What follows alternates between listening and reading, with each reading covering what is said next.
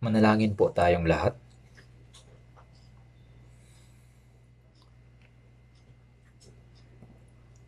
Banal naming Diyos Ama, na sa amin ay nagmamahal, nagpapasalamat po kami sa inyong pagdidigtas sa amin sa pamamagitan ng inyong mahalagang dugo. Salamat po sa pagbibigay sa amin ng buhay na walang hanggan at maluwalhating pag-asa.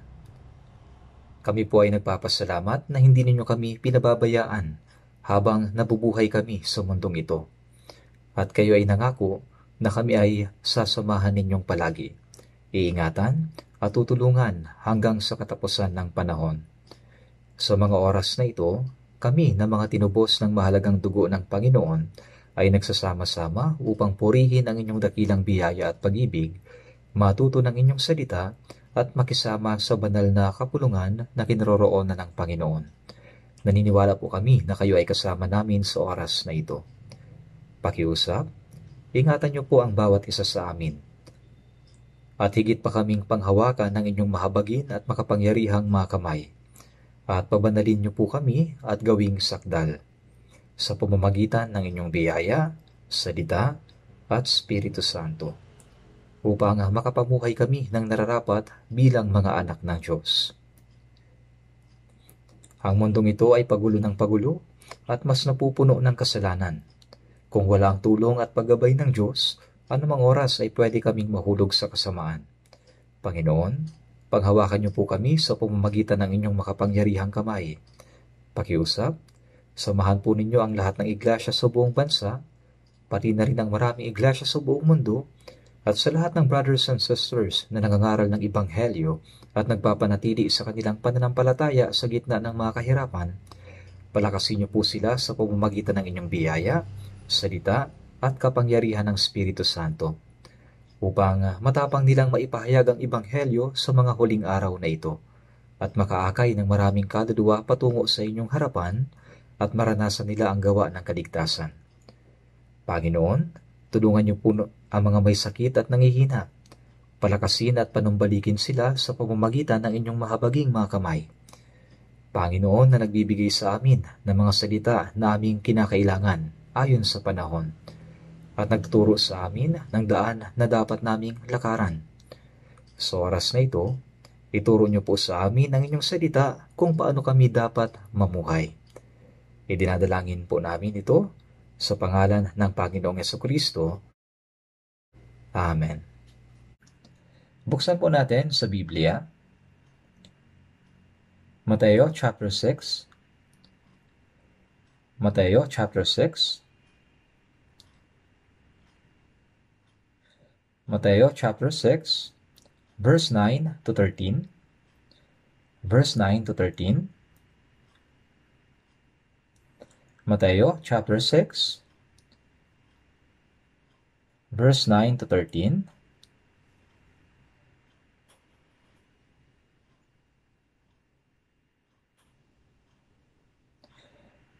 Manalangin nga kayo ng ganito: Ama naming nasa langit, sambahin nawa ang ngalan mo. Dumating nawa ang kaharian mo, masunod nawa ang kalooban mo, kung paano sa langit, gayon din naman sa lupa. Bigyan mo kami ngayon ng aming pagkain sa araw-araw. At patawarin mo kami sa aming mga utang, gaya rin naman namin na nagpapatawad sa mga may utang sa amin. At huwag mo kaming dalhin sa tukso, kundi iligtas mo kami sa masama. Hanggang dito po.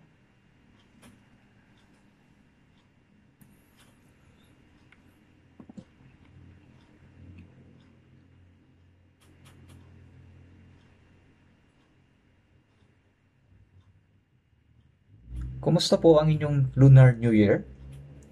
Tila tahimik itong lumipas.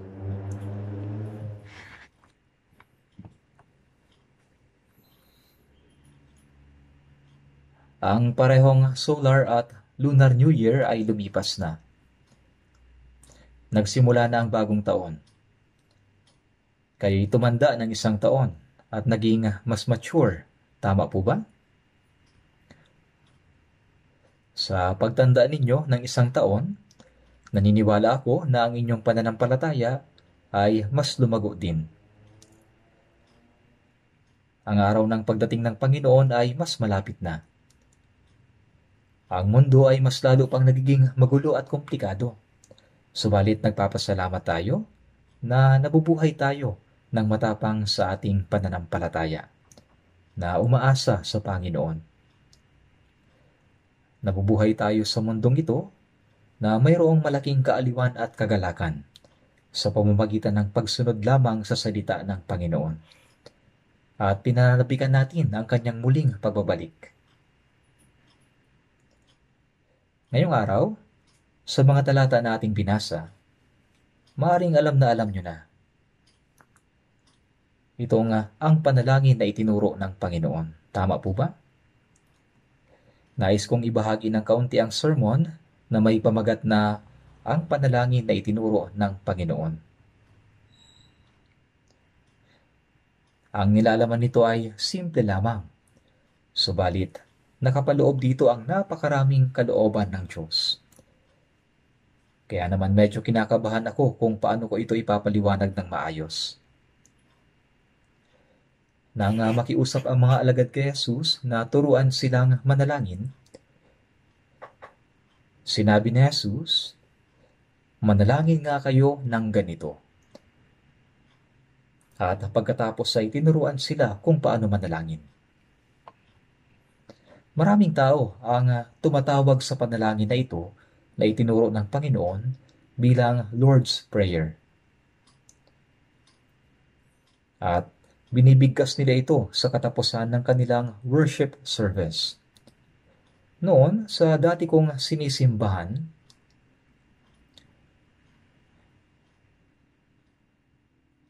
tinatapos nila yung worship service sa pamamagitan ng pagbigkas sa Lord's Prayer bilang himno.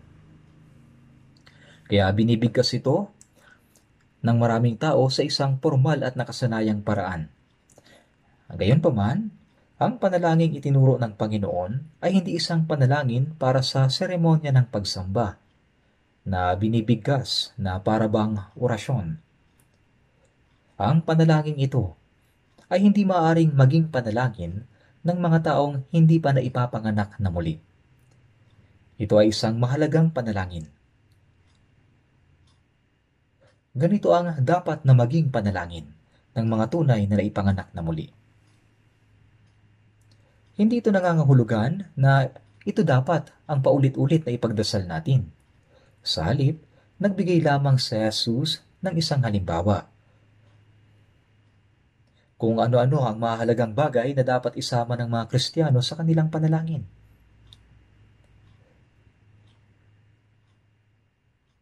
Sa mga awit 17 verse 1,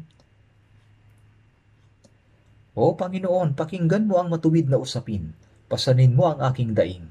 Mula sa mga labing walang pandaraya, dinggin mo ang aking panalangin." Kapag tumatawag tayo sa telepono, hindi natin kaagad sinasabi ang mga bagay na gusto nating sabihin at pagkatapos ay baba kaagad ng tawag. Nagsisimula muna tayo sa pagsasabi ng hello at pagkatapos kinukumpirma ng kausap natin kung sino yung tumatawag. At pagkatapos ay saka natin sinasabi yung dahilan kung bakit tayo tumawag. Ang panalangin ay patungo direkta sa Diyos. Nakakagulat ito na maaari tayong manalangin sa Diyos. Maaaring isipin ng iba, paano nagagawa ng Diyos na pakinggan ng sabay-sabay ang lahat ng panalangin ng napakaraming tao sa buong mundo? Siyempre, hindi mo na ito kailangang alalahanin. Ang Diyos ay hindi tao. Kaya kahit nagaano pa karaming tao ang manalangin ng sabay-sabay, napapakinggan niya ang lahat ng ito. Ang mahalagang problema ay ito, kung nananalangin ba tayo ng tama sa Diyos. Kaya bago manalangin, ang kailangan muna, konektado ka sa Diyos sa Espiritu. Kaya nga ito'y nagsisimula sa salitang, "Ama naming nasa langit."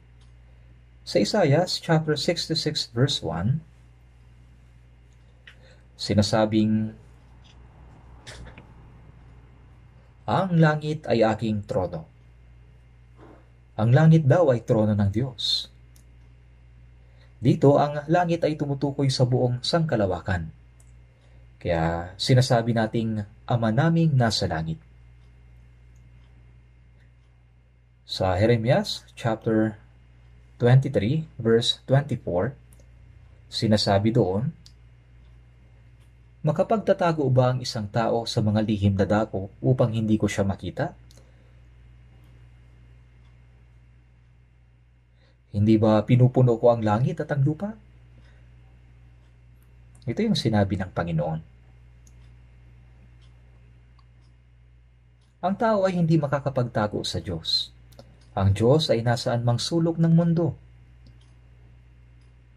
Sa mga awit 139 verse 2, sinasabi, nababatid mo ang aking mga pag-iisip mula sa malayo. Ang Diyos ay hindi sobrang layo na hindi niya tayo nakikita. Siya ay parehong nasa malayo at nasa malapit. Pinupuno niya ang langit at ang lupa. Walang lugar na wala siya roon. Kaya ang salitang Ama naming nasa langit ay nagpapahiwatig na ang Diyos na makapangyarihan sa lahat, ang tagapaglikha na namamahala sa lahat ng bagay sa langit at lupa, ay nasa ibabaw ng lahat ng bagay. Kaya't isang tunay na kamanghamanghang pribilehiyo na tawagin ang Diyos bilang ating Ama. Di po ba? Ang Diyos ang lumikha ng sangkalawakan, ang Panginoon at namamahala sa lahat ng nilikha. Dahil sa Diyos ang lumikha ng sangkalawakan, siya ay wala sa loob ng sangkalawakan, kundi nasa itaas nito. Humihigit siya rito. Itong ganap na Diyos ay maaari nating tawaging Ama, tunay na nakakamangha. Ama naming nasa langit. Sa tuwing naiisip natin ito, ang puso natin ay napupuno ng kagalakan. Ito'y tunay na kahanga-hanga. Ang Diyos na tagapaglikha, siya'y Ama natin. Ama natin siya. Sinasabi sa John chapter 1 verse 12, ang lahat ng tumanggap sa Kanya na sumasampalataya sa Kanyang pangalan ay Kanyang pinagkalooban sila ng karapatan na maging mga anak ng Diyos. Nang naligtas tayo, nang tayo'y naipanganak na muli, naging mga anak tayo ng Diyos, at ang Diyos ay naging ating Ama. Kaya nga, tinatawag ng mga naligtas na tao ang Diyos bilang Ama. Pinagkalooban tayo ng karapatan na maging mga anak ng Diyos. Ang Diyos ay naging ating Ama. Kung ang isang tao ay isinilang bilang anak ng hari, mayroon siyang karapatan bilang prinsipe. Hindi ito dahil sa siya ay mayroong nagawa, kundi dahil sa ipinanganak siyang anak ng hari.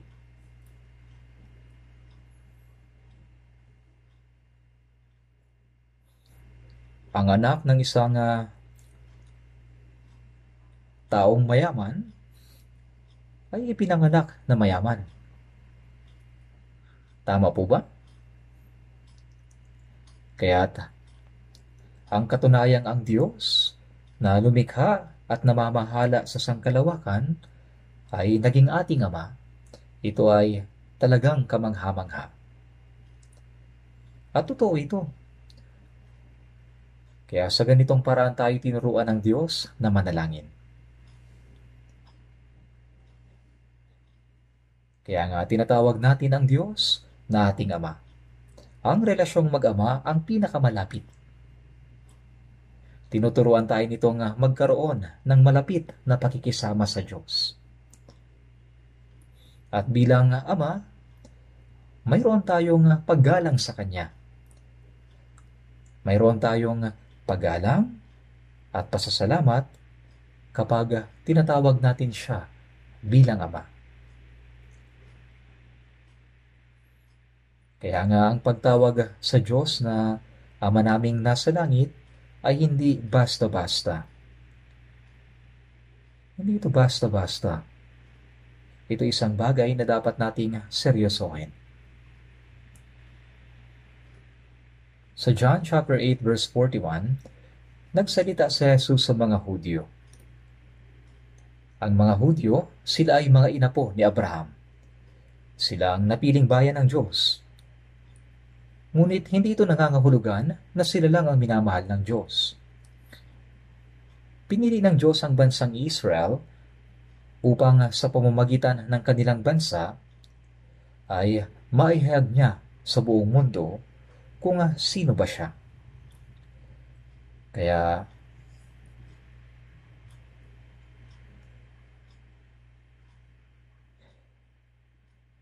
ipinagmamalaki ng bansang Israel na sila ang napiling bayan ng Diyos. Totoo na sila ay pinili ng Diyos.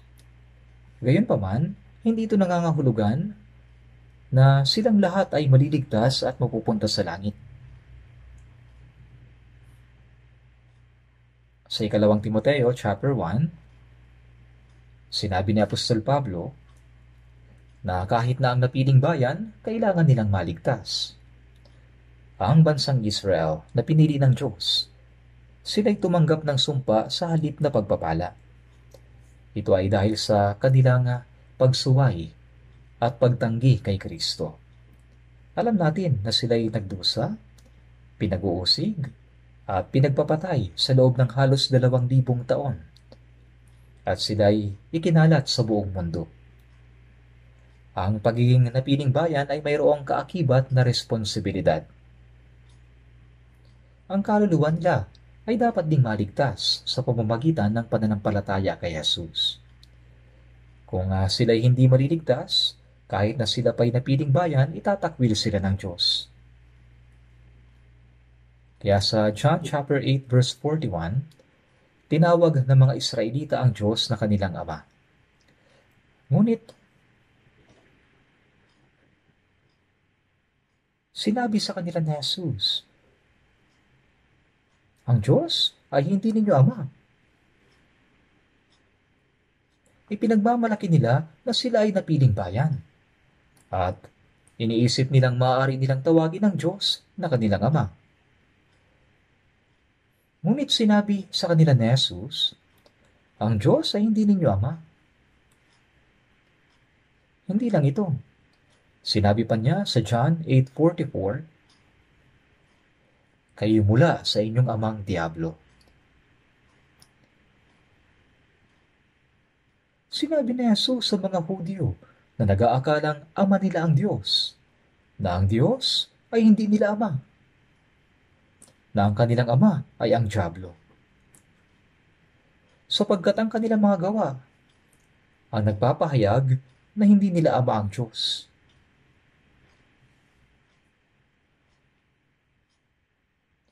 Siya'y isang mamamatay tao buhat pa sa simula. Ang Diablo ay mandaraya. Tinutokso niya ang mga tao at inaakay sila sa pagkakasala. At mula pa sa halamanan ng Eden, inilalayo niya ang mga tao sa Diyos. Ang Diablo ang dahilan kung bakit nagkasala si Adan at Eva. Sa buong kasaysayan, tinutokso niya ang mga tao. Inuudyukan ang mga tao na tanggihan ang Kristo at ipako sa krus. Kaya nga, siya'y isang mamamatay tao buhat pa sa simula. Siya'y hindi naninindigan sa katotohanan, sapagkat walang katotohanan sa kanya. Kapag siya'y nagsasalita ng kasinungalingan, siya ay nagsasalita ayon sa kanyang sariling likas, sapagkat siya'y isang sinungaling at ama ng kasinungalingan. Nagsasalita siya ng kasinungalingan na para bang ito'y totoo. Siya'y walang kahihiyan. Kapag siya'y nagsasalita ng kasinungalingan, siya ay nagsasalita ayon sa kanyang sariling likas, sapagkat siya'y isang sinungaling at ama ng lahat ng kasinungalingan. Dahil walang katotohanan sa kanya, kapag siya'y nagsasalita ng kasinungalingan, ito'y mula sa kanyang sariling likas. Ang Diablo ay nagsasalita ng kasinungalingan na para bang ito'y totoo. Kaya ang pagsisinungaling ay likas sa Diablo. Nang marinig ito ng mga Israelita, anong naging reaksyon nila? Ginusto nilang patayin si Jesus. Itinuturing nila ang kanilang sarili na napiling bayan ng Diyos.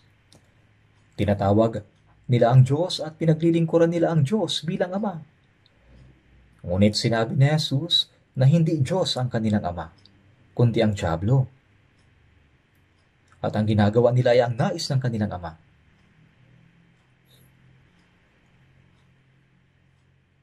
Kaya dahil dito, ninais ng mga Hudyo na patayin si Jesus. Maging sa panahong ito, ang mga hindi ligtas na Kristiyano, tinatawag nila ang Diyos na kanilang Ama. Tinatawag nila ang Diyos na Ama, kahit na sila'y hindi pa ipinapanganak na muli. Sa unang pagdalo nila sa church, naririnig nila ang iba na nananalangin ng Ama namin, at gumagaya sila, kahit na hindi nila naunawaan ang kahulugan nito. Sa una, ito ay iba sa pakiramdam nila. Ngunit habang patuloy nila itong ginagawa, nagiging natural na lang sa kanila ang magsabi ng Ama namin. Pero kailan ba nila naging Ama ang Diyos? Kailan ba sila naipanganak na muli? Ipinanganak na muli. Ibig sabihin, ipinanganak na isang beses sa katawan at pagkatapos ipinanganak na muli sa Espiritu. Silang ipinanganak ng Diyos ay mga taong ipinanganak na muli. At silang ipinanganak ng Diyos ay naging mga anak ng Diyos. Gayunpaman, may mga taong nakasanayan yung pagtawag sa Diyos bilang Ama, kahit na wala pa silang karanasang maipanganak na muli.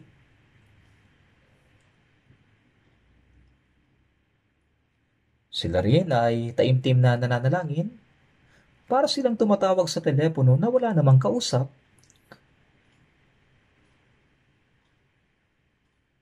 Sinasabi nila ang lahat ng gusto nilang sabihin. At pagkatapos ay, sige na, ibababa ako na. Pero sino bang kausap nila? Kaya yung tamang panalangin ay mahalaga. Kung tama ang panalangin ng isang tao, ibig sabihin, mayroon siyang tamang relasyon sa Diyos.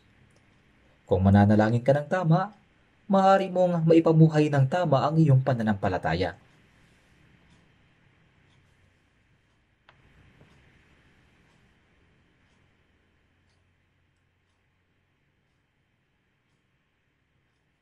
Kaya ang panalangin ay hindi hamak na formalidad.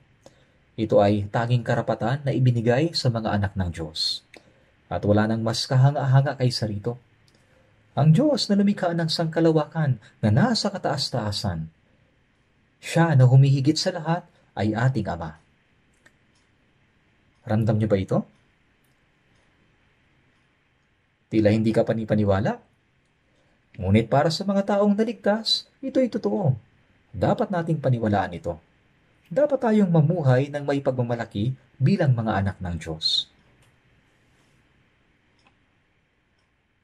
Tingnan po natin sa mga awit 103. Mga awit 103, verse 20.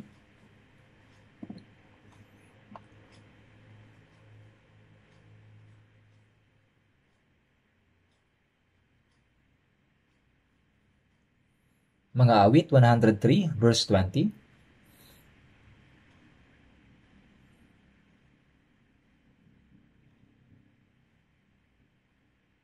Babasahin ko po sa mga awit 103, verse 20. Purihin ninyo ang Panginoon, kayong mga anghel niya, kayong mga makapangyarihan sa kalakasan na gumaganap ng kanyang salita, na nakikinig sa tinig ng kanyang salita.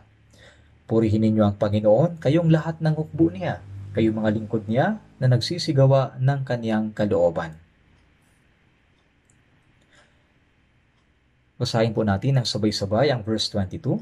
Purihin ninyo ang Panginoon lahat ng kanyang mga gawa, sa lahat ng dako ng kanyang kapamahalaan. Purihin mo ang Panginoon o kaluluwa ko. Purihin mo ang Panginoon o kaluluwa ko. Ito ay tungkol sa mga anghel. Kayong mga anghel, kayong mga makapangyarihan sa kalakasan na gumaganap ng kanyang salita, na nakikinig sa tinig ng kanyang salita. Sinasabi rito na sila'y makapangyarihan sa kalakasan Alam niyo ba na ang pinakamakapangyarihang nilalang sunod sa Diyos ay mga anghel? Ang Diyos ay maraming gawaing ginagawa sa pamamagitan ng mga anghel. Nang ibinigay niya ang kautusan sa mga Israelita, sinasabing ito'y ibinigay sa pamamagitan ng mga anghel.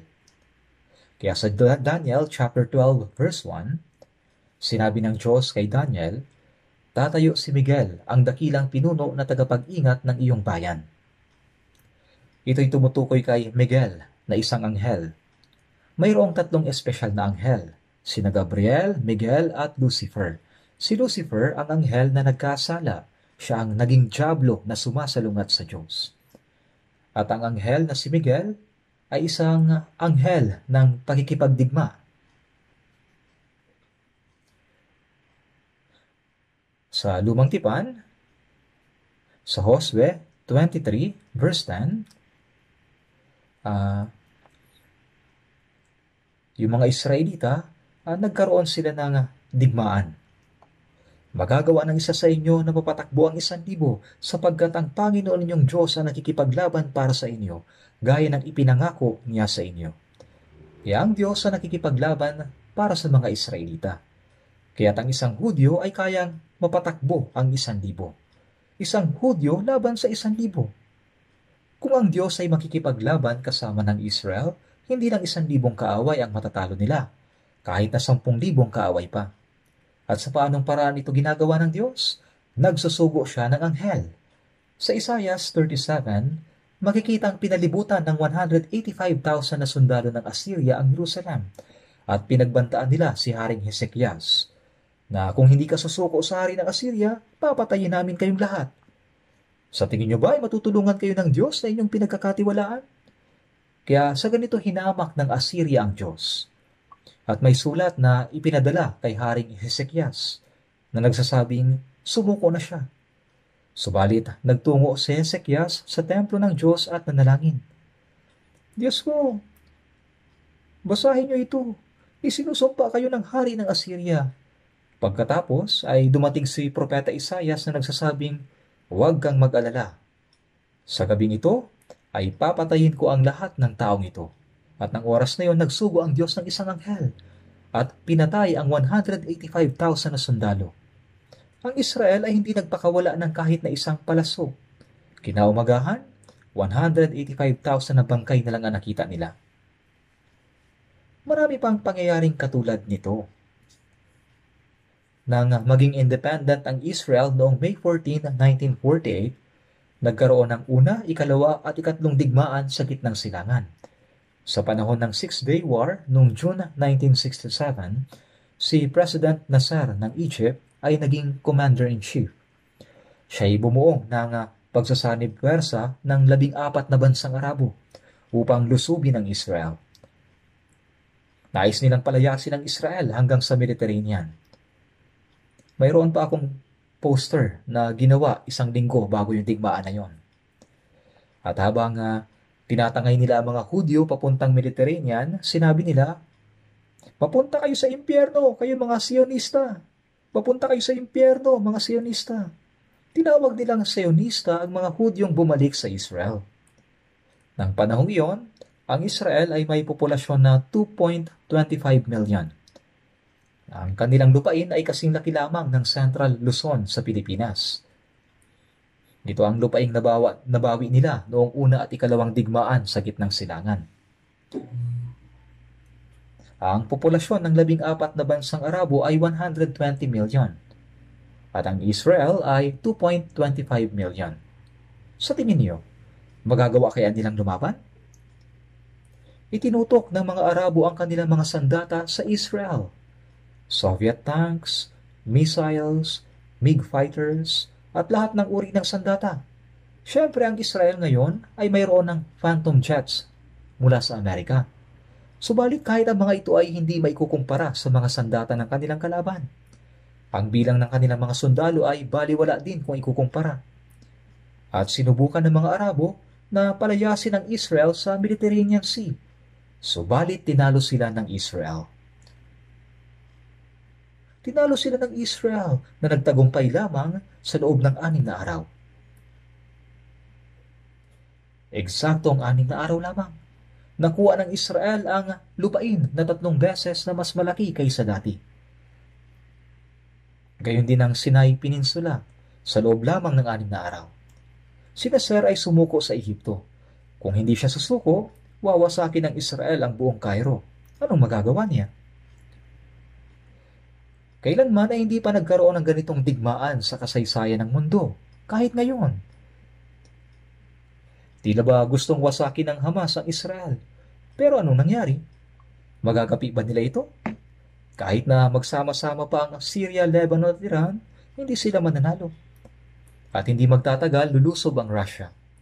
Ngunit sa Ezekiel chapter 38 at 39, sinasabing kukunin ng Diyos ang aroganteng Russia, hahawakan ng kanyang ilong at kakaladkarin at papatayin. Ito'y hindi alam ng Russia, kaya lulusong ang Russia upang lumusob sa Israel. Kaya sa Ezekiel chapter 39, sinasabing sila'y mabubuwal sa mga bundok ng Israel at mamamatay. Sa loob ng ilang taon, pumupunta ako sa Russia para mangaral ng Ebanghelyo sa Moscow, pero hindi ko ito masabi sa kanila. Kasi kung sasabihin ko na sa darating na hinaharap ay lulusob ang Russia sa Israel at lahat ng Russian mamamatay, baka pagtulungan ako ng mga taga-Russia, bugbugin nila ako hanggang mamatay. Kaya hindi ko ito masabi doon. Gayunpaman, ito'y tiyak na mangyayari. Kaya sa pamamagitan ng mga anghel, ang Diyos ay nakikipaglaban at tumutulong sa Israel. Kaya sila'y mga makapangyarihan sa kalakasan na gumaganap ng kanyang salita. Ginaganap nila ang salita ng Diyos. Sila'y mga dakilang anghel. Subalit, alam nyo ba na ang mga anghel ay hindi maaring maging anak ng Diyos? Hindi sila pwedeng maging anak ng Diyos. Ang anghel na si Lucifer ay nagmataas. Sinubukan niyang maging katulad ng Diyos. Kaya't siya at ang 3 bahagi ng mga anghel na nasa ilalim ng kanyang pamupuno ay pinalaya sa harapan ng Diyos. Ito ang diablong si Satanas at ang kanyang mga alagad. Sa Mateo 25:41, diablo at kanyang mga anghel. Ang diablo ay si Lucifer at ang kanyang mga anghel ay ang pinalayas na 3 bahagi ng mga anghel sa ilalim ng kanyang pamumuno. Ngunit para sa mga nagkasalang anghel, ang anak ng Diyos ay hindi namamatay sa krus. Kapag nagkasala ang anghel, tapos na siya. Kaya ang layunin ng paglikha sa tao ay ibang-iba sa layunin ng paglikha sa mga anghel. Nilikha ng Diyos ang mga anghel bilang lingkod sa mga banal na gawain. Kaya't sinasabi sa Hebreo 1:7, ginawa niya ang mga hangin na mga anghel at ang kanyang mga lingkod ay ningas ng apoy. Kaya't sila'y nilikha bilang mga manggagawa. At sa Hebreo 1:14 sinabi, silang lahat ay mga espiritong nasa banal na gawain na isinugo upang maglingkod sa kapakanan ng mga magmamana ng kaligtasan. Ang mga anghel ay isinugo upang paglingkuran ang mga magmamana ng langit. Ngayon, ang natitirang mga anghel ay isinugo upang maglingkod sa mga ligtas na banal. Ang layunin sa pagligtas sa tao ay upang ibigay sa kanila ang posisyon na inimbot ni Lucifer, ang posisyong maging katulad ng Diyos. Subalit kailangan nilang pumasa sa pagsubok. Kailangan nilang mapagtagumpayan ang pagsubok ng diablo na pinalayas ng Diyos. Kaya ang diablo ay pansamantalang ginagamit ng Diyos. Kailangan mong mapagtagumpayan ang pagsubok ng diablo upang maging katulad ng Diyos. Tungkol sa mga anghel, si Kristo ay hindi mamamatay para sa kanila. At ang mga anghel ay hindi maaaring maging mga anak ng Diyos o babaeng ikakasal kay Kristo. Ang mga anghel, sila'y mga espiritong tagapaglingkod lamang. Kaya sa Hebreo chapter 1 verse 5, sinasabi na hindi kailanman tinawag ng Diyos ang anghel na anak ng Diyos. May nagsabi sa akin noon na may naintindihan daw siyang kamanghamanghang bagay sa Biblia. Akala ko may napagtanto talaga siya, kaya tinanong ko siya kung ano yon. Sinabi niyang si Jesus daw ay pumili ng isa sa mga anghel at ginawang anak niya. Nang tanungin ko siya kung saan nakasulat yon, sabi niya, Hebreo chapter 1 verse 5. Kaya binasa ko yon. Sapagkat kanino sa mga anghel sinabi ng Diyos kailanman, ikaw ay aking anak, ako ngayon ay naging iyong ama. Ibig sabihin, kailanman ay hindi niya ginawa yon. Kaya dapat mong basahing mabuti ang Biblia. Kaya hindi niya naintindihan. Ang punto rito, hindi kailanman sinabi ng Diyos sa sino mang anghel na siya'y kanyang anak. Nakasulat ba rito ang sinabi niya? Binabaliwala nila ang unang bahagi ng pangungusap. Ang pinagtutuunan lang nila ng pansin ay ang salitang, ikaw ay aking anak, ako ngayon ay naging iyong ama. Hindi nila pinapansin ang bahagi na nagsasabing hindi niya kailanman sinabi ang ganong bagay sa kanino mang anghel. Gayunpaman, ang mga anghel ay makapangyarihang nilalang. Pangalawa lamang sila sa Diyos. Sila ay tunay na kahanga-hanga. Ngunit kahit na ano pang mangyari, hindi sila kailanman magiging mga anak ng Diyos. Ito ang dahilan kung bakit sinabi sa unang Pedro chapter 1 na maging ang mga anghel ay namamangha sa kaligtasang tinanggap natin. Ito'y pinananabagyang makita ng mga anghel. Sa Hebreo 1:14, hindi ba silang lahat ay mga spiritong nasa banal na gawain na isinugo upang maglingkod sa kapakanan ng mga magmamano ng kaligtasan? Alam niyo ba na bawat ligtas na tao ay may tagapagbantay na anghel? Sinasabi sa Matthew 18 verse 10, ang kanilang mga anghel sa langit ay patuloy na nakikita ang mukha ng aking ama na nasa langit. Opo, bawat naligtas na tao may mga tagapagbantay na anghel. Kaya naisip niyo ba kung gaano kahanga-hanga ang maging anak ng Diyos na tumanggap ng kaligtasan? Ang mga anghel ay naglilingkod sa mga naligtas. At kahit sa langit, sila ay magiging mga tagapaglingkod natin. Sa pagsamba natin sa Diyos, ang mga anghel ay magpupuring kasama natin. Marahil sila ay namamangha at naiinggit sa kaligtasang tinanggap natin.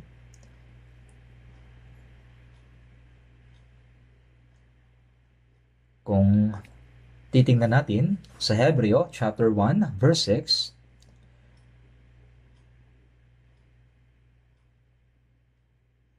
sa muling pagdating ni Jesus, hindi na siya bugtong na anak, kundi panganay. At muli, ng kanyang dinadala ang panganay sa daigdig. Kaya tingnan natin muna sa Roma chapter 8. Roma chapter 8.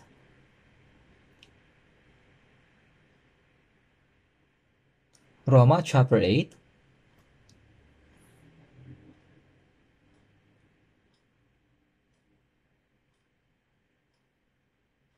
Verse 14.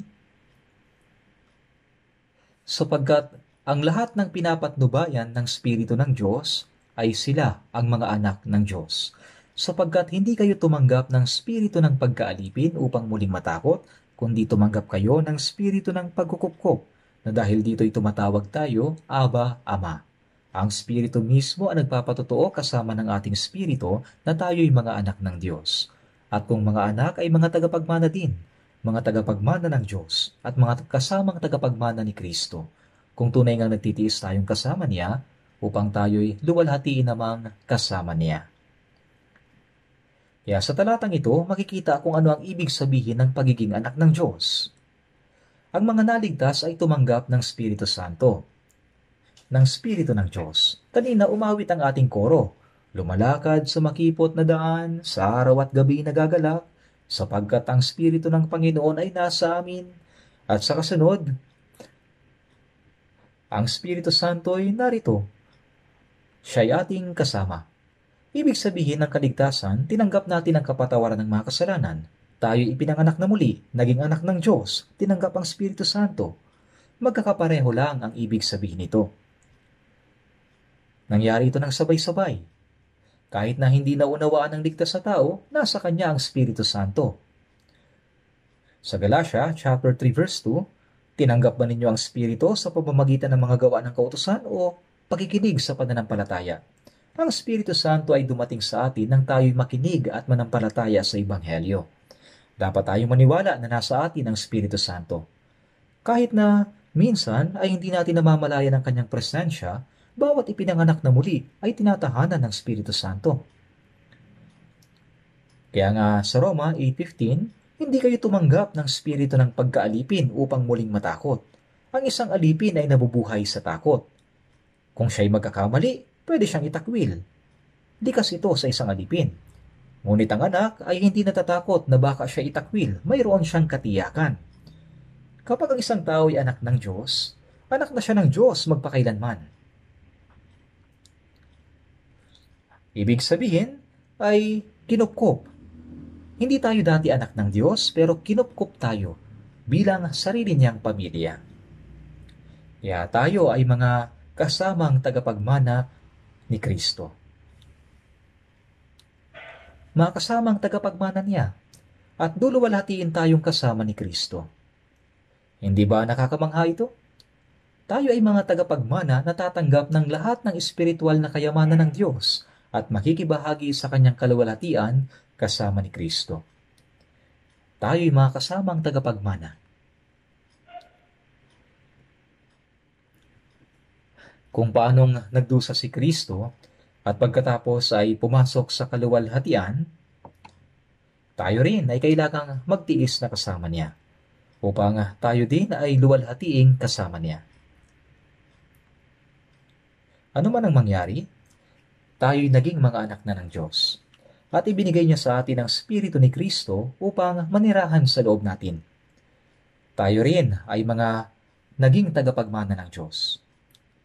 Sa Galatia chapter 4 verse 6, sapagkat kayo mga anak, isinugo ng Diyos ang Espiritu ng kanyang anak sa ating puso na sumisigaw, Aba, Ama. Kung iisipin natin ang bagong panganak na sanggol, ano ang unang salitang kanilang natututunan? Mama, Papa. Ito ang karaniwan. Ito ang pangkalahatang ekspresyon ng bawat sanggol sa buong mundo. Sa Estados Unidos, tinatawag ng mga sanggol ang kanilang ama na Papa at Mama. Ito'y likas na pananalita. Ang mga salitang ito ay hindi isang bagay na natututunan ng bata. Sa halip, nagmumula ito sa mismong buhay sa loob nila. Kaya sumisigaw, Aba, Ama.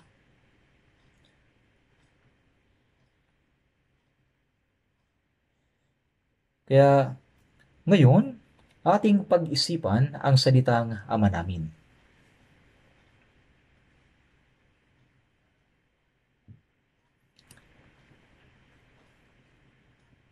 Hindi lamang ito nangangahulugan na tayo'y mga anak niya, kundi siya ang ating Ama. Pagkatapos ng pagkabuhay na muli ni Jesus,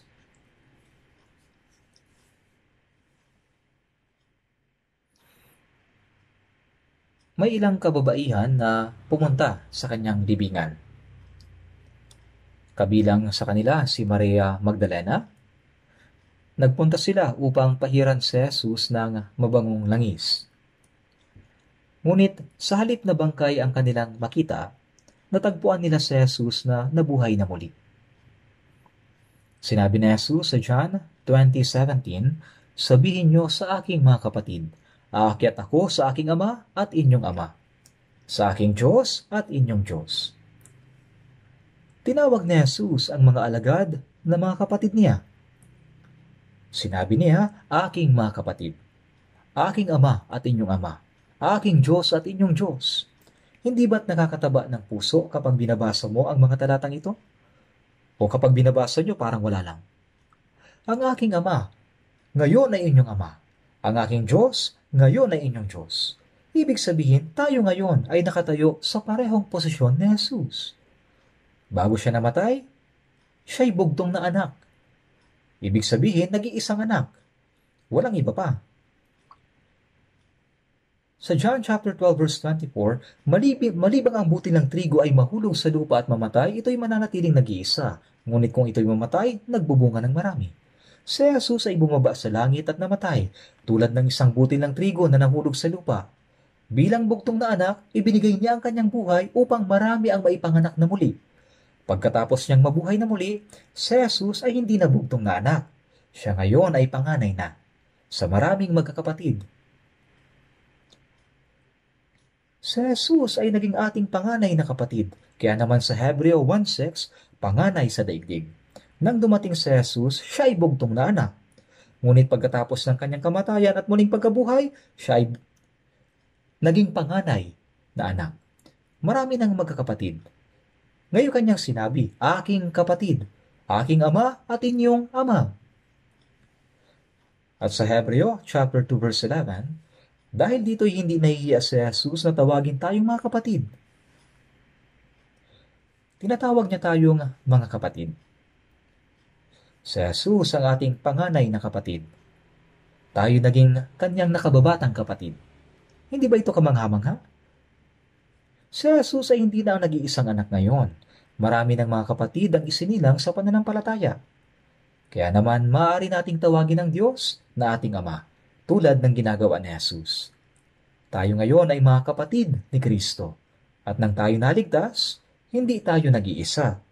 Marami pang ibang kapatid na tumanggap ng parehong kaligtasan. Kaya sa espiritual na kahulugan, lahat ng mananampalataya ay magkakapatid. Kaya nga sa Gawa 1:16, sinasabi mga kapatid.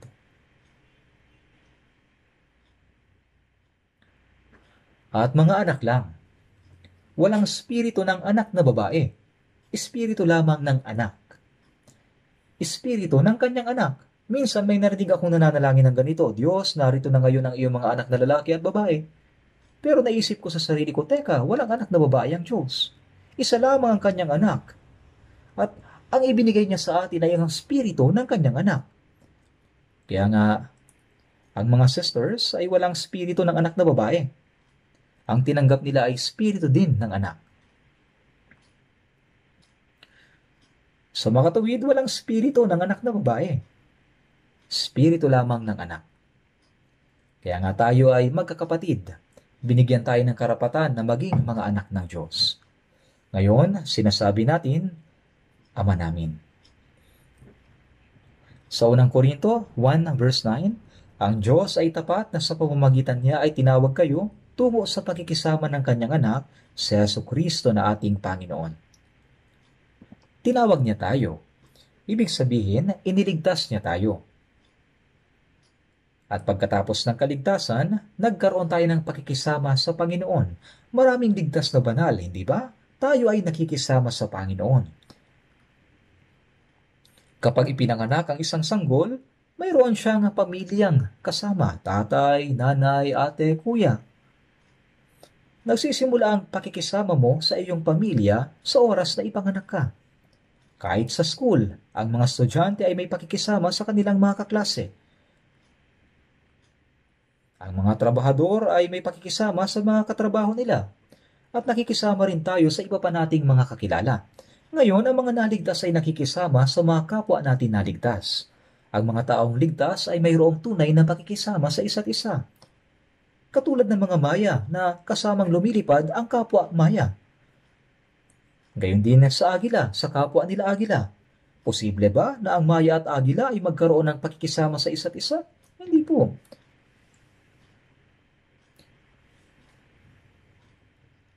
Ngayon, may pakikisama tayo sa kapwa natin ligtas na Kristiyano. Hindi tayo nag-iisa.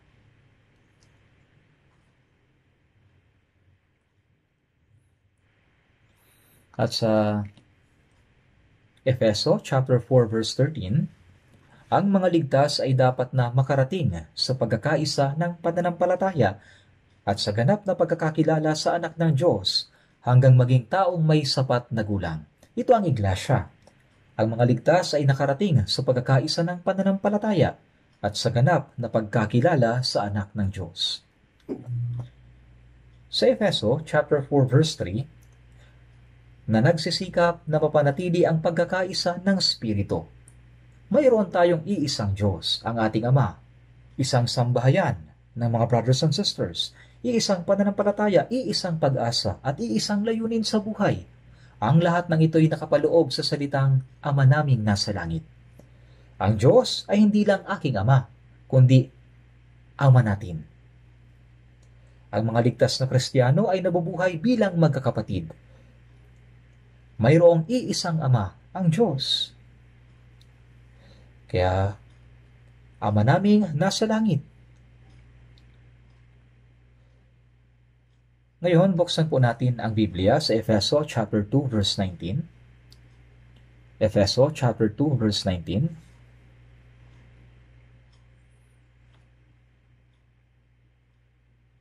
Efeso chapter 2 verse 19, basahin po natin. Kaya nga hindi na kayo mga dayuhan at banyaga, kundi kayo mga kapwa mamamayan na mga banal at mga kaanib ng sambahayan ng Diyos. Kaya nga, ito'y mensahe para sa mga taong ligtas. Kaya nga, hindi na tayo mga dayuhan. Kung ang isang bahay ay mayroong karatulan na nagsasabing bawal pumasok dito ang dayuhan, kung gayon, hindi pwedeng pumasok doon ang mga taong hindi kilala. Sila lang na taga doon ang pwedeng pumasok. Nung hindi pa tayo ligtas, tayo mga dayuhan sa tipan ng pangako. Subalit ngayon, hindi na tayo mga dayuhan at banyaga, kundi mga kapwa mamamayan ng mga banal at mga kaanib ng sambahayan ng Diyos. Ano ba ang ating pagkamamamayan? Sa Filipos 3:20, sinasabing tayo, ang ating pagkamamamayan ay nasa langit. Tayo'y mga mamamayan ng langit.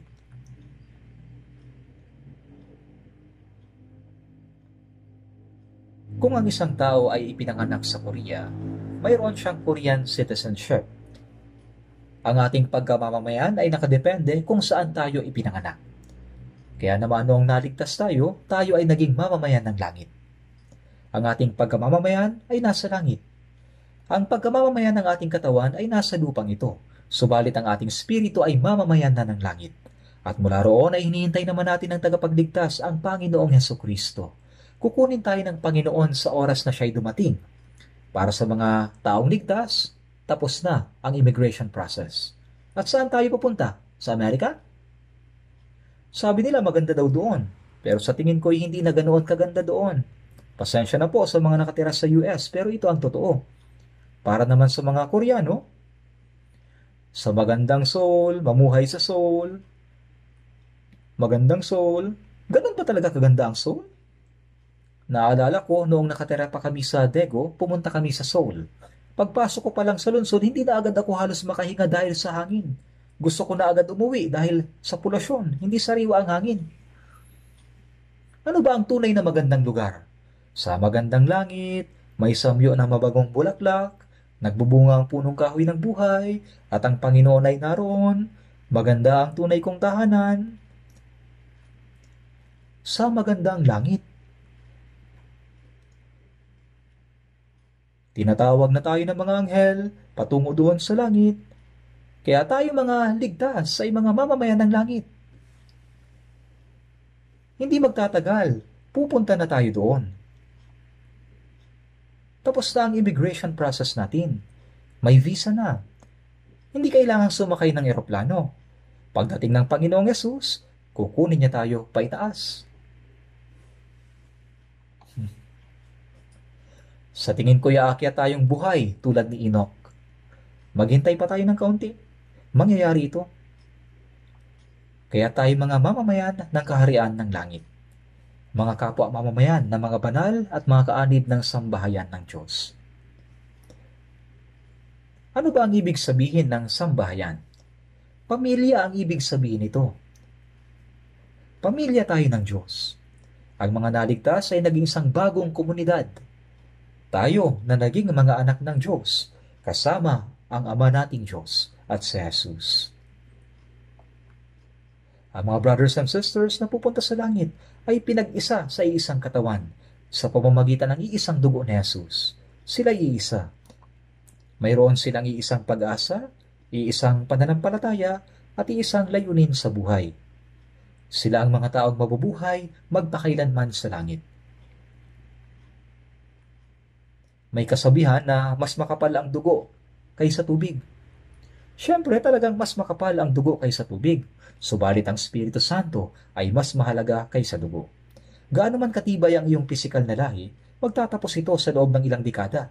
Sa tingin mo ba ay mabubuhay ka pa rin kasama ng iyong pamilya kapag pumunta ka na sa langit? Hindi po, pasensya na. Subalit wala nang ganoong makalupang relasyon sa langit.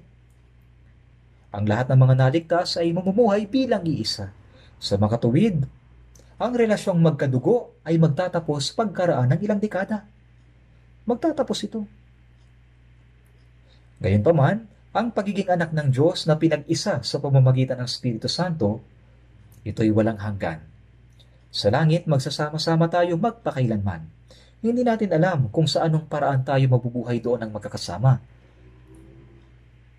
Malalaman lang natin pagdating natin doon.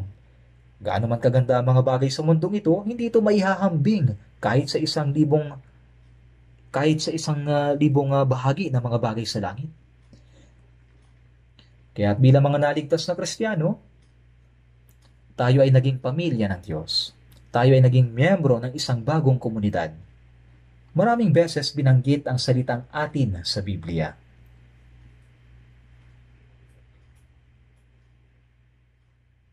Sa Efeso chapter 3 verse 20, ngayon, nasa Kanya na makakagawa ng higit na sagana kaysa lahat ng ating hinihingi o iniisip ayon sa kapangyarihang gumagawa sa atin.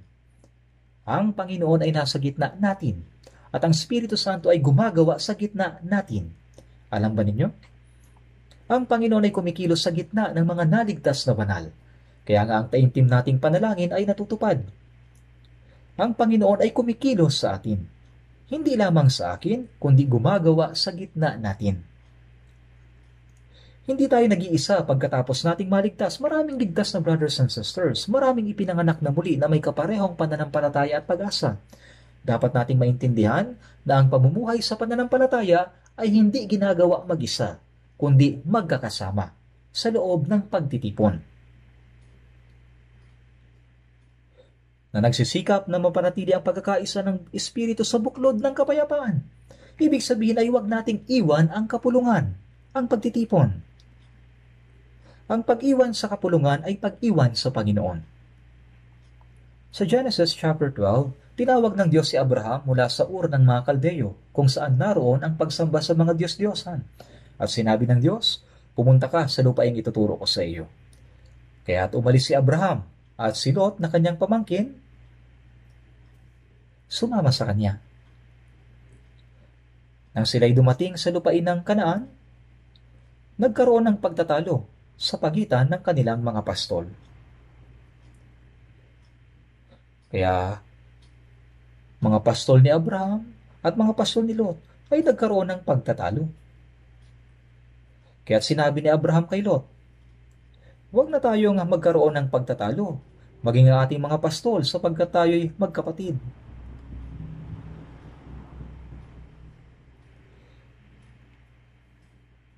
Dapat ay sinaway ni Lot ang kanyang mga pastol at hindi niya dapat iniwan si Abraham. Hindi siya dapat humiwalay kay Abraham, sapagkat ang pagiging kasama ni Abraham ay pagiging kasama ng Diyos. Hindi niya dapat iniwan si Abraham.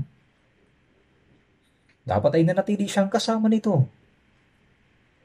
Sinabi ni Abraham kay Lot, kung ang pamumuhay na kasama ko ay napakahirap, humiwalay ka na lang sa akin.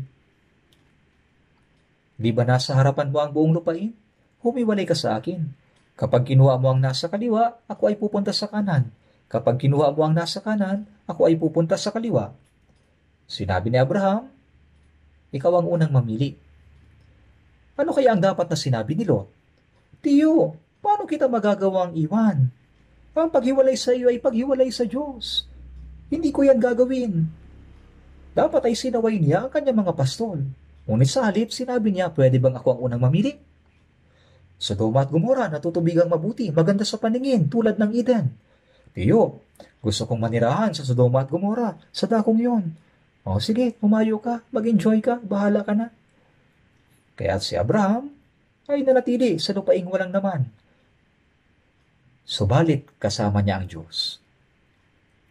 Ang Sodoma at Gomora ay napuno ng kasalanan. Kaya't Winasak ito ng Diyos sa pamamagitan ng apoy at asupre. Subalit nakaligtas si Lot sa pagkawasak dahil sa taimtim na panalangin ni Abraham. Gaya ng sinasabi sa Biblia, bagaman siya'y maliligtas, ngunit tanging sa pamamagitan ng apoy. Gayon ang nangyari kay Lot. Muntik nang hindi makatakas si Lot nang sunugin ang Sodoma at Gomora.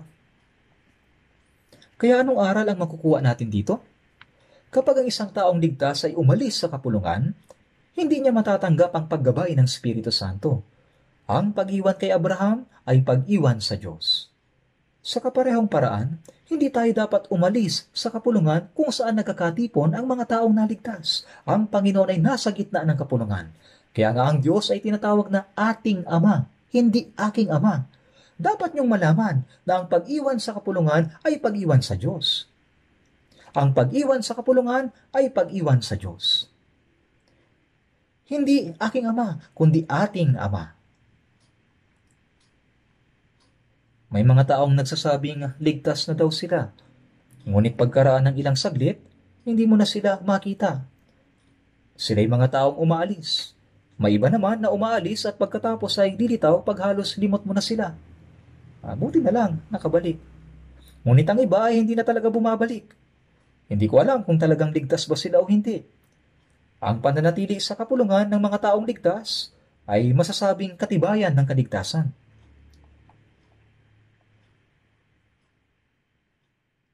Kaya basahin po natin sa Roma chapter 14, verse 7 to 8.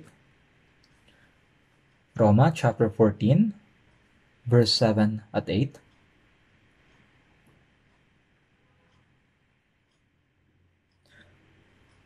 Roma, babasahin po natin ng sabay-sabay ang verse 7 at 8.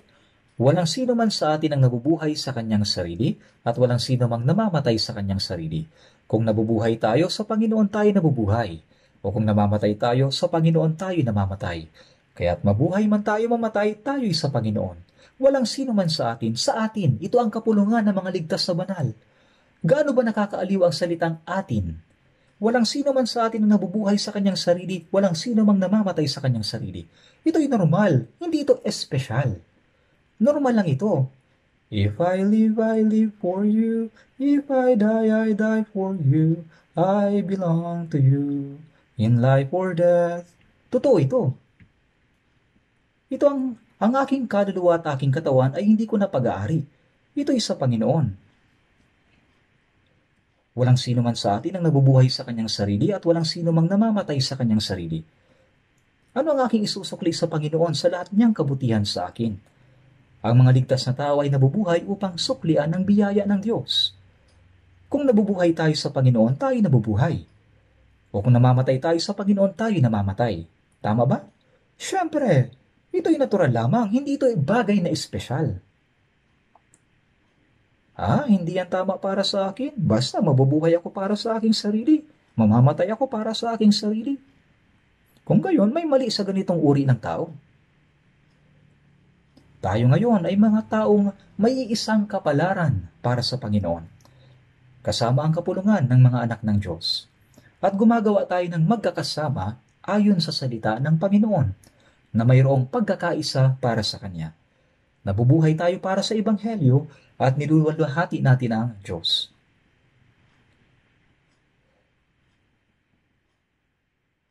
Kaya't mabuhay man tayo mamatay, tayo'y sa Panginoon.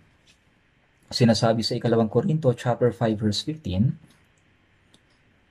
siya'y namatay para sa lahat upang ang mga nabubuhay, kaya't ang ating mga kaluluwa ay binuhay na nang mamatay ang Panginoon para sa atin, upang ang mga nabubuhay ay huwag nang mabuhay pa para sa kanilang sarili, kundi para sa Kanya na alang-alang sa kanila ay namatay at muling nabuhay. Ang mga naligtas na tao ay hindi na nabubuhay para sa kanilang sarili. Likas ito sa atin. Nabubuhay na tayo para sa Panginoon. Pag-isipan po ninyong mabuti. Kung hindi ka nabubuhay ng ganito at hindi ka nakukonsensya, hindi ba't may mali? Sa tingin nyo ba ang ibig sabihin ng pagkakaisa ay umattend lang tuwing linggo upang manalangin, umawit ng hymno at makipag-fellowship sa mga brothers and sisters?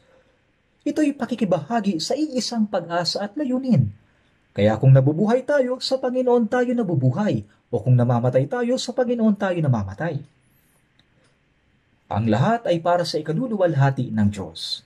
Kaya ngayon, kabilang tayo sa kapulungan na tinatawag nating atin. Buksan po natin sa Biblia, mga Hebreo chapter 2, verse 10.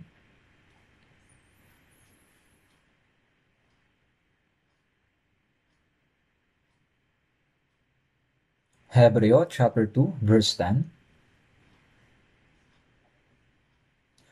Sapagkat nararapat na ang Diyos na para sa Kanya at sa pamamagitan niya ay nagkaroon ng lahat ng mga bagay sa pagdadala ng maraming anak tungo sa kaluwalhatian ay gawing sakdal ang tagapagtatag ng kanilang kaligtasan sa pamamagitan ng mga pagdurusa. Kaya sa pamamagitan niya ay nagkaroon ng lahat ng mga bagay. Ibig sabihin, siya ang lumikha, nagahari at nagpapanatili sa lahat ng bagay. Ang Panginoon ay nagdadala ng maraming anak tungo sa kaluwalhatian. Si Jesus, siya ay namatay sa krus.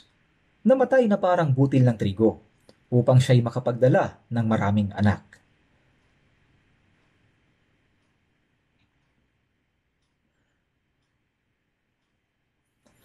Tungo sa kaluwalhatian. Nararapat na ang Diyos na para sa Kanya at sa pamamagitan niya ay nagkaroon ng lahat ng bagay sa pagdadala ng maraming anak tungo sa kaluwalhatian. Sapagkat nararapat na ang Diyos ay gawing sakdal ang tagapagtatag ng kanilang kaligtasan sa pamamagitan ng mga pagdurugsa. Gaya ng butil ng trigo na nahulog sa lupa at namatay, siya'y nagbunga ng marami. Nagdala siya ng maraming anak ng Diyos at inaakay sila patungo sa kaluwalhatian. Kaya't sinasabi sa verse 11, ang gumagawang banal. Ang gumagawang banal ay tumutukoy sa Panginoon, at ang mga ginawang banal, pawang nagmula sa isa. Dahil dito ay hindi nahihiya si Jesus na tawagin silang mga kapatid. Si Jesus ay anak ng Diyos, ang tanging anak. Tayo din ay pinanganak ng Diyos. At dahil sa tayo ay nagmula sa isa, hindi siya nahihiya na tawagin tayong mga kapatid. Kaya't si Jesus na nabuhay na muli ay nagsabi, pumunta ka sa aking mga kapatid at sabihin mo sa kanila, aakyat ako sa aking ama at inyong ama, aking Diyos at inyong Diyos. Kaya ngayon, mga anak tayo ng Diyos kasama ni Jesus. Mga kabahagi sa kaluwalhatian ng Diyos. Buksan po natin. Roma chapter 8. Roma chapter 8, verse 29. Roma chapter 8, verse 29. Sapagkat ang mga nakilala niya ng una pa ay itinalaga naman niya na maging katulad sa larawan ng kanyang anak upang siya ang maging panganay sa maraming magkakapatid. Sapagkat ang mga nakilala niya. Mula pa ng una ay plano na ng Diyos na iligtas ang mga makakakilala kay Jesus. Itinakda na rin niya noon pa man na sila'y maging kawangis ng anak. Kaya't iniligtas niya tayo upang ibigay sa atin ang spirito ng kanyang anak at maging katulad tayo sa larawan ng kanyang anak. Ano ang ibig sabihin ng maging katulad sa larawan ng kanyang anak? Ang nakababatang kapatid ay dapat na gumaya sa nakatatanda niyang kapatid, di ba? Ang nakababatang kapatid dapat gumaya sa kanyang kuya. Si Jesus ang panganay na anak ng Diyos at tayo ang kanyang nakababatang kapatid. Ang dapat nating gawin ay tularan siya upang siya ang maging panganay sa maraming magkakapatid. Siya ang panganay at tayo ang kanyang mga kapatid. Kaya dapat tayong tumulad sa larawan ni Jesus na anak ng Diyos. Dapat nating tularan ang Panginoong Jesus. Tayo ay naging mga anak ng Diyos kay Jesus. Ang mga naligtas na banal ay dapat na magkaroon ng pakikisama sa kanyang anak. At paunti-unti ay tularan ng Panginoon. Tama? Sinabi ng Diyos na itinalaga niya ng una pa na tayo ay maging katulad sa larawan ng kanyang anak.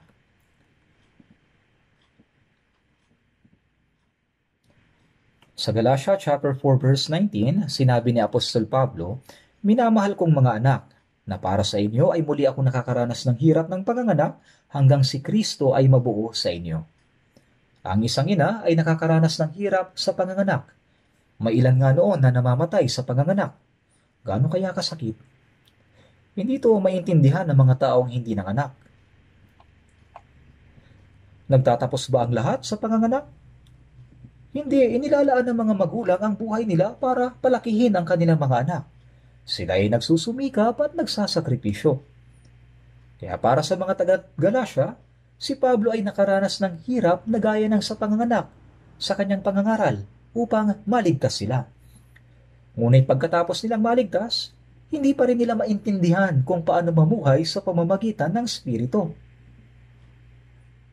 Kaya si Pablo ay muling nakaranas ng hirap. Kaya muli akong nakakaranas ng hirap. Muli. Ibig sabihin, si Pablo ay naghirap na dati sa pangangaral ng Ebanghelyo upang maligtas sila. At ngayon, siya ay muling nakakaranas ng paghihirap hanggang sa si Kristo ay mabuo sa kanila. Kaya nga si Kristo ay dapat na mabuo sa atin. Ito ang dahilan kung bakit iniligtas tayo ng Diyos. Upang maging tulad tayo sa larawan ng kanyang anak. Ang larawan ni Kristo ay dapat na mabuo sa atin ng higit at higit pa. Dapat ay paunti-unti tayong maging katulad ng Panginoon. Tama? Sa Roma chapter 8 verse 17, mga kasamang tagapagmana ni Kristo. Mga kasama ni Kristo. Sa 1 John 2 verse 6, ang nagsasabing siya'y nananatili sa Kanya ay nararapat ding lumakad na gaya ng Kanyang paglakad. Kaya dapat tayong lumakad na gaya ng paglakad ng Panginoon ng higit at higit pa. Ang ating pananalita, pag-iisip at kilos, ang lahat ng ito'y dapat maging gaya ng sa Panginoon. Sinabi ni Apostol Pablo sa unang Korinto 13:11, "Nang ako'y bata pa, nagsasalita akong gaya ng bata. Nag-iisip akong gaya ng bata, nangangatwiran akong gaya ng bata. Ngayong ganap na ang aking pagkatao, iniwan ko ang mga bagay ng pagkabata." Ano ang ibig sabihin ng pagiging mature sa isang Kristiyano? Nangangahulugan ito na ang ating pananampalataya ay dapat patuloy na lumago upang ang ating pananalita, pag-iisip at kilos ay higit na maging katulad ng Panginoon. Dapat tayong patuloy na lumago upang maging katulad ng Panginoon. At kapag bumalik na ang Panginoon, maging ang ating katawan ay babaguhin sa isang maluwalhating katawan na tulad ng sa Kanya. Gaya ng isang uod na pumapasok sa isang kukun at pagkatapos ay lumalabas na paru-paro at lumilipad sa langit. Ang uod ng kuliglig ay hindi kaagad nagiging kuliglig. Ito'y dumadaan sa proseso ng pagiging kuliglig sa loob ng 7 taon at pagkatapos, lalabas sa kanyang balat at lilipad sa langit. Gaya nito, dapat ay paunti-unti tayo maging tulad ng Panginoon. At sa pagbabalik niya, tayo magiging tulad niya. Sinasabi ng ibang tao na ligtas na daw sila. Ngunit kung titingnan mo ang kanilang sinasabi, kung paano sila kumikilos at kung paano sila nabubuhay, katulad pa rin ng dati, walang pinagkaiba. Kung gayon, ligtas ba talaga sila? Ang kaligtasan ay hindi isang tsorya, ito'y realidad. Kaya dapat tayong patuloy na lumago upang maging katulad ng Panginoon. Kaya nga sa Colossus 3 verse 9, "Hinubad na ninyo ang dating pagkatao, pati ang magawa nito." Ang dating pagkatao ay tumutukoy sa kung sino tayo bago tayo naligtas. Hinubad ang dating pagkatao, pati ang magawa nito, at nagbihis ng bagong pagkatao, ayon sa larawan ng lumalang sa Kanya. Sa Genesis chapter 1 verse 27, makikitang nilalang ng Diyos ang tao ayon sa larawan ng Diyos. Subalit, nang magkasala ang tao, ang larawan ng Diyos ay nawala. Sa pamamagitan ng kaligtasan na ibalik ang larawan ng Diyos sa atin. Kaya dapat ay paunti-unti tayong tumulad sa larawan ng Diyos na sa atin ay lumikha. At sa 2 Pedro 1 verse 4, "Gayon niya ipinagkaloob sa atin ang kanyang mahalaga at mga dakilang pangako upang sa pamamagitan ng mga ito ay makatakas kayo sa kabulukang nasa sanlibutan dahil sa masasamang pagnanasa at maging kabahagi kayo sa likas ng Diyos." Kaya dapat nating alisin ang mga masasamang bagay ng mundong ito at maging kabahagi tayo sa likas ng Diyos. Sa Mateo 5:48 sinasabi, kayo nga'y maging sakdal gaya ng inyong Ama sa langit na sakdal. Ito ang sinasabi sa Mateo 5:48. Maging sakdal gaya ng inyong Ama sa langit na sakdal. Paano tayo magiging perpekto tulad ng Diyos? Kung ang Ama ay mahusay, sasabihin ng Ama sa kanyang anak, tularan mo ako. Hindi niya sasabihin, buti sana kung kalahati ka lang sa akin. Sa halip, sasabihin niya, at least maging katulad ka sa akin. Hindi natin mahihigitan ng ating Ama. Ngunit nais niya na tayo maging katulad niya. Kaya nga kayo maging sakdal gaya ng inyong Ama sa langit na sakdal. Dapat tayong patuloy na lumago upang maging katulad niya. Kung titingnan mo ang mga monghe sa templo, sa tingin mo sinong kahawig nila? Ginagaya nila si Buddha at pinapatunog nila yung gong. Paunti-unti ay tinutularan nila si Buddha at ang kabaitan ay dumadaloy mula sa kanila. Minsan meron nagsabi, ang mga monghe ay nagiging mas katulad ni Buddha. Ngunit kanino ba dapat maging katulad ang mga Kristiyano?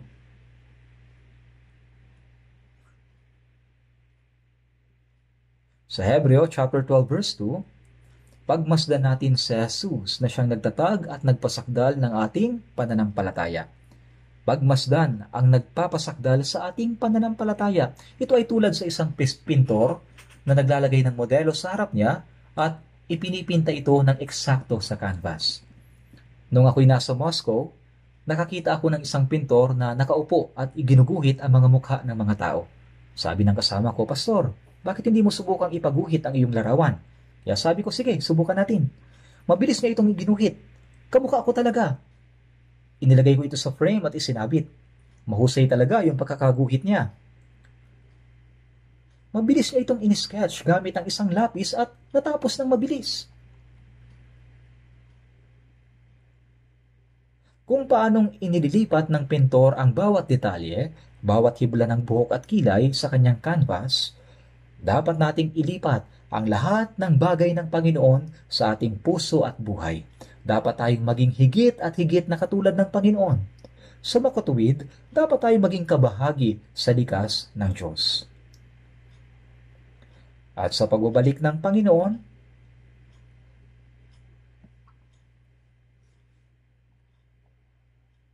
sa pagdating niya, kahit ang ating katawan, kanyang babaguhin. Tungo sa isang maluwalhating katawan. Unti-unti ba kayo nababago? Unti-unti ba kayo nababago? Oo?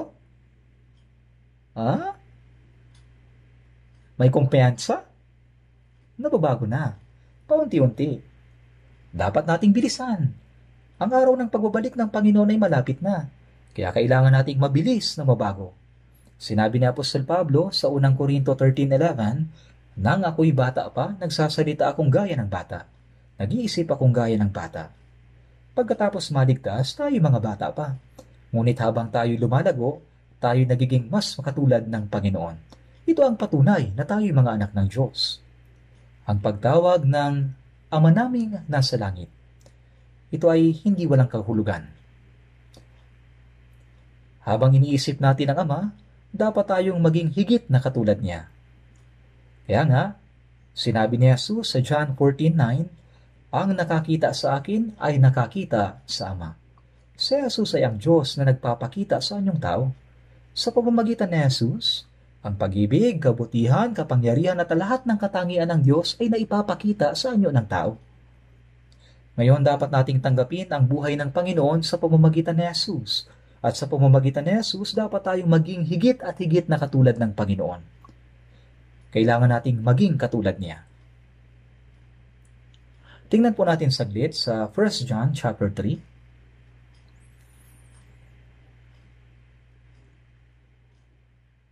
1 John chapter 3, verse 1 to 3. Basahin po natin ng sabay-sabay. Masdan ninyo kung anong uri ng pag-ibig ang ipinagkaloob sa atin ng Ama upang tayo matawag na mga anak ng Diyos. At tayo gayon nga. Dahil dito'y hindi tayo nakikilala ng sanlibutan sapagkat siya'y hindi nakikilala nito. Mga minamahal, ngayon ay mga anak tayo ng Diyos at hindi pa nahayag kung magiging ano tayo. Nalalaman natin na kung siya'y mahayag, tayo magiging katulad niya sapagkat siya'y ating makikita bilang siya. At sino mang may ganitong pag-asa sa kanya ay naglilinis sa kanyang sarili, gaya naman niyang malinis.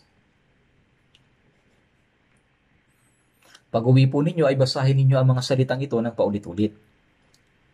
Ngayon ay mga anak tayo ng Diyos. Ito ay mayroong malalim na kahulugan. Ang Ama sa langit ay Ama natin. Tayo ay kanyang mga anak. At hindi tayo nakikilala ng mundo sapagkat hindi siya nakilala nito. Upang tayo'y matawag na mga anak ng Diyos. Dahil dito ay hindi tayo nakikilala ng sanlibutan sapagkat siya'y hindi nakilala nito. Kung hindi nila nakilala ang Ama, paano nila makikilala ang anak? Ngayon ay mga anak tayo ng Diyos at hindi pa nahayag kung magiging ano tayo. Tama, tayo ay mga anak ng Diyos. Ngunit may mga pagkakataon na tayo ay nagugutom, napapagod, nagkakasakit at nahihirapan. Kahit na tayo mga anak ng Diyos, nararanasan natin ang mga bagay na ito. Nang si Jesus ay nag-ayuno ng 40 araw at tinukso ng Diablo, siya'y pagod na pagod.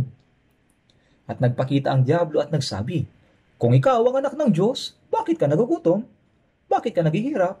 Kung ikaw ang anak ng Diyos, gawin mong tinapay ang mga batong ito at kumain ka." Ito ang unang tukso. Bakit ka dukha gayong anak ka ng Diyos? Bakit ka naghihirap? At ano ang sinabi ni Jesus? Sinabi ba ni Jesus na, "Ay, oo nga pala, nakalimutan ko, ganoon ba?"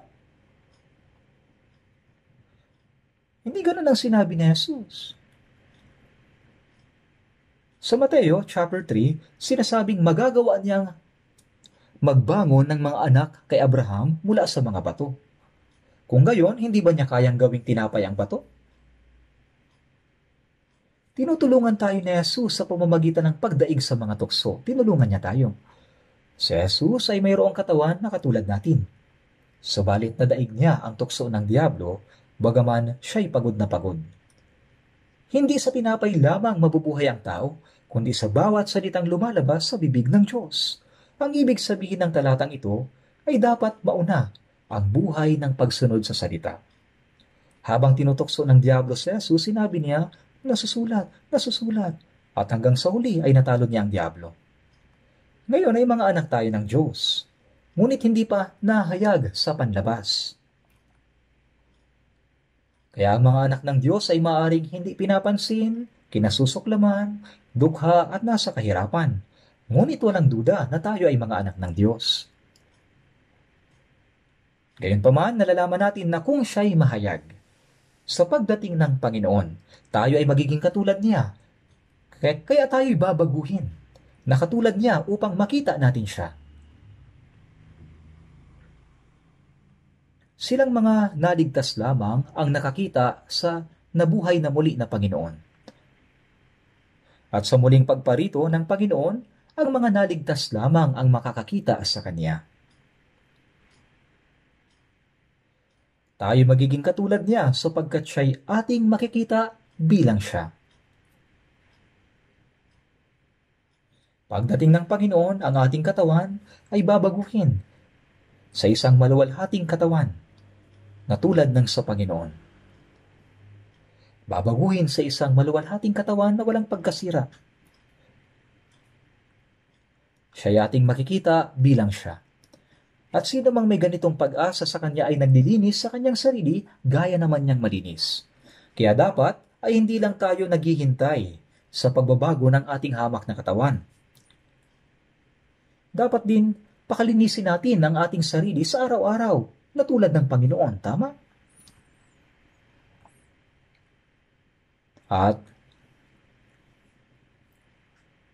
kapag nagkakasala ang mga anak ng Diyos, pinababayaan lang ba sila ng Diyos? Hindi.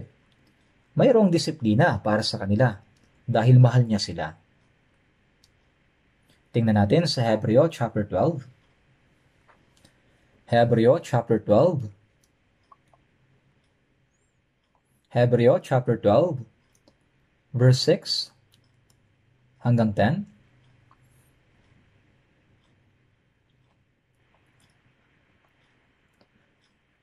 Sapagkat dinidisiplina ng Panginoon ang kanyang minamahal at pinarurusahan ang bawat itinuturing na anak. Magtiis kayo alang-alang sa disiplina. Kayo ay pinapakitunguhan ng Diyos bilang mga anak. Sapagkat anong ang anak ang hindi dinidisiplina ng ama? Ngunit kung kayo ay hindi dinidisiplina na siyang naranasan ng lahat, kung gayon, kayo mga anak sa labas at hindi mga tunay na anak. Bukod dito, tayo nagkaroon ng mga ama sa laman upang tayo disiplinahin at sila'y ating iginagalang. Hindi ba dapat na tayo'y lalong pasakop sa ama ng mga spirito upang tayo mabuhay? Sapagkat tayo kanilang dinidisiplina ng maikling panahon ayon sa kanilang minamabuti, ngunit dinidisiplina niya tayo alang-alang sa ikabubuti natin upang tayo makabahagi sa kanyang kabanalan. Dahil sa minamahal ng Diyos ang kanyang mga anak, kaya kapag gumagawa tayo ng mali, dinidisiplina niya tayo. Alam niyo ba? Sa Kawikaan 13:24, ang hindi gumagamit ng pamalo ay napupuot sa anak niya, ngunit ang umiibig sa kanya ay matyagang dumidisiplina. Ang ating ama ay mahigpit na ama. Dinidisiplina niya ang kanyang mga anak. Ano ba ang ginawa ng Diyos nang magkasala si David? Dinisiplina niya. Pinatay niya ang mga anak ni David. Gaano ba karaming disiplina ang tinanggap ni David nung nabubuhay siya? Napakaraming naranasang disiplina ni David. Ang anak ni David na si Amnon ay nagkasala. Kaya pinatay siya ng kanyang kapatid na si Absalom at tumakas. At ninais ni Absalom ang trono ng kanyang amang si David. Tinangka niyang patayin ang kanyang ama. Kaya si David ay tumakas at labis na nagdusa. Lahat ng ito'y disiplina. Alam nyo, ang Diyos ay dumidisiplina. Dumarating ang disiplina. Sa iba't ibang paraan dumarating ito. Minsan kapag nagkakasala ang tatay, anak ang dinidisiplina. Ito'y espesyal na kaso. Mayroon ding disiplina sa pamamagitan ng pagkakasakit. Hindi lahat ng sakit ay disiplina, ngunit may mga sakit na dumarating bilang disiplina. Alam niyo ba? Maaaring alisin ng Diyos ang lahat ng ating kayamanan.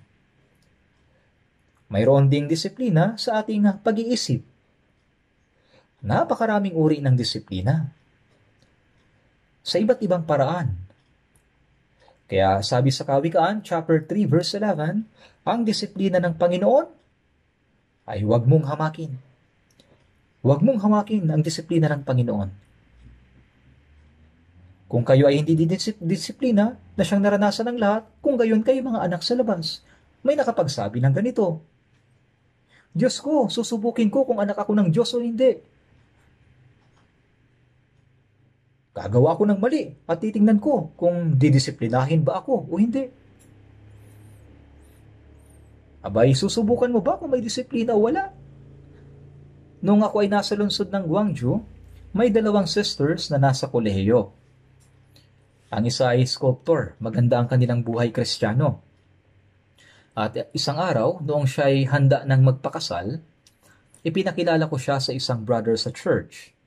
Ngunit hindi niya nagustuhan yung brother. At isang araw, ang sister na yon ay nag-asawa ng hindi mananampalataya. Hindi ko alam kung ano ang nagustuhan niya doon. At yung isa pang sister ay gumaya din sa kanya at sinubukan ding magpakasal sa isang unbeliever. Kaya sinabi ko sa kanya, kung mag-aasawa ka ng hindi mananampalataya, didisiplinahin ka ng Diyos. Pero sinabi niya, Pastor, gusto kong maranasan kung paano ako didisiplinahin ng Diyos. At nang mag-asawa siya, iniwan niya ang iglesia. Hindi ko alam kung saan siya tumira. Ngunit pagkalipas ng mahabang panahon nang magkaroon ng summer retreat sa Seoul, dumating ang sister na yon. Sobrang depressed, umiyak. Pastor, dinisiplina ako ng Diyos. Pagkatapos ay hindi ko na ulit siya nakita. Ginawa siyang tendera ng alak ng kanyang asawa. Yan ang disiplina ng Diyos. Huwag nating hamakin ang disiplina ng Panginoon. Mahal tayo ng Diyos, kaya tayo dinidisiplina. Sa matitinding kaso, pinapatay ng Diyos ang mga Kristiyano kung sa tingin niya ay hindi na sila karapat-dapat mabuhay sa mundo. Kaya sa unang Korinto chapter 5 verse 5, ibigay ang ganyang tao kay Satanas sa ikawawasak ng laman upang ang kanyang spirito ay maligtas sa araw ng Panginoong Yesus. Kung ikaw ay tunay na ligtas, papatayin ang iyong katawan sa pamamagitan ng disiplina, ngunit ang iyong spirito ay ligtas. Kaya mayroong disiplina para sa mga banal, subalit walang kapahamakan. Kaya ang pagtawag ng Ama naming nasa langit ay hindi isang simpleng bagay. Dapat ninyong malaman na mayroong disiplina. Habang ako'y nagsasalita, maraming oras na ang lumipas. Ang Lord's Prayer ay isang panalangin na itinuro ng Panginoon. Naisip ko na isang araw ay ituturo ko ang tungkol sa Lord's Prayer, kaya ibinahagi ko ito ngayon. Ngunit hindi ito madali. Ama naming nasa langit. Sinasabi nitong malaki ang ating responsibilidad. Ang pagiging anak ng Diyos ang pinakamalaking biyaya na ibinigay sa atin. Ngunit ito rin ay isang mabigat na responsibilidad. Ang anak ng Diyos ay hindi dapat kumilos na parang taong makamundo. Ito ay posisyon na mas maluwalhati kaysa mga anghel. Kaya dapat tayong mamuhay ng nararapat bilang mga anak ng Diyos. Ito ay patuloy kong ibabahagi sa susunod. Ngayon, hanggang dito na lamang. Kaya hanggang dito na lamang po. Manalangin po tayo. Mahabagin naming Diyos Ama, kami ay nararapat na tumanggap ng inyong puot sapagkat kami ay lumakad sa kasalanan at tumalikod sa inyo. Ngunit nagpapasalamat kami sa inyong dakilang biyaya na kami po ay inyong pinatawad. At sa pamamagitan ng inyong walang hanggang pag-ibig, ang Panginoong Hesus ay namatay at ibinuhos ang kanyang mahalagang dugo upang hugasan ang aming mga kasalanan magpakailanman at iligtas kami ng walang anumang kondisyon. Ngayon, kami po ay nabibilang sa Panginoon, sapagkat ang aming katawan at kaluluwa ay tinubos na ng kanyang dugo. Gabayan mo po kami na mamuhay ng karapat-dapat bilang mga anak ng Diyos. Naway maluwalhati po namin ang Diyos sa pamamagitan ng aming buhay. Sa lahat ng bagay, kami po ay umaasa at nananalig sa inyong mahabaging mga kamay. Kami po ay naniniwala na ang larawan ng Panginoon ay unti-unting nabubuos sa amin. At sa muli niyang pagdating, ang aming katawan ay mababago at magiging maluwalhati na tulad ng sa Panginoon. Gabayan mo po kami upang ang aming buhay ay magbago at maging katulad ng Panginoon. Dalangin po namin ito sa pangalan ng Panginoong Yesus. Amen.